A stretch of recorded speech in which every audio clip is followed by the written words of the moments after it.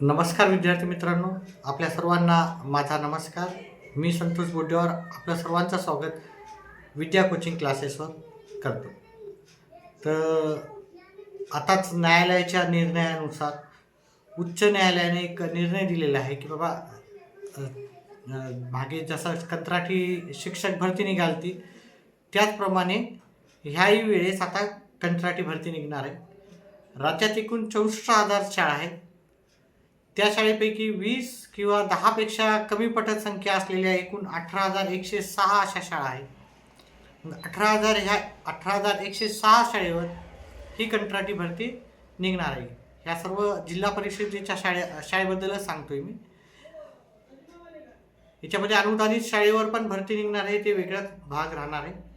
तर एकूण 18,100 शाळेवर जिथे 10 किंवा कमी पटसंख्या आहे अशा एकूण 8,089 शाळा आहेत. तिथं एक कंत्राटी शिक्षक राहणार आहे. म्हणजे जिथे पण 10पेक्षा कमी आहे तिथे ही सरकार म्हणजे इथे फक्त कंत्राटी टीचरच नेमणूक होणार आहे. तिथे एक नियमित टीचर नसणार आहे. आणि जिथे 20 म्हणजे 10पेक्षा जास्त पण 20पेक्षा कमी पटसंख्या आहे तिथे एक नियमित टीचर राहणार आहे आणि एक कंत्राटी टीचर. आणि अशा शाळा आहेत एकूण ज्या उरलेल्या आहेत म्हणजे 18,106 मधल्या बाकीच्या ज्या आपण शाळा आहेत त्याच्यामध्ये म्हणजे 18,106 शाळेवर अशा 20पेक्षा कमी पटसंख्या शाळा आहेत. त्याच्यापैकी 8,089 ह्या काय आहे 10पेक्षा कमी आणि बाकीच्या 10,000 ज्या पण असतील त्याच्यामध्ये आपल्याला ही नेमणूक पाहायला मिळणार आहे.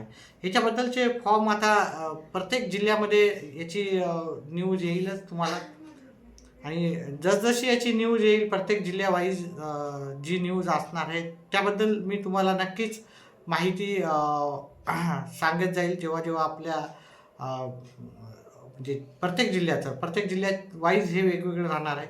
आणि ह्या जी नेमणूक राहणार आहे त्याच्यासाठी अशी TET किंवा CTET पास करणं अशी कोणतीही अट नाही. म्हणजे ज्यांचं D.Ed कंप्लीट आहे किंवा B.Ed कंप्लीट आहे ते सर्व हे फॉर्म भरू शकतात. म्हणजे तुमची TET जरी पास नसाल तुम्ही तर त्याच्यासाठी पण हे भरती राहणार आहे. याचं मानधन जसं की 15,000च्या आसपास याचं मानधन राहणार आहे.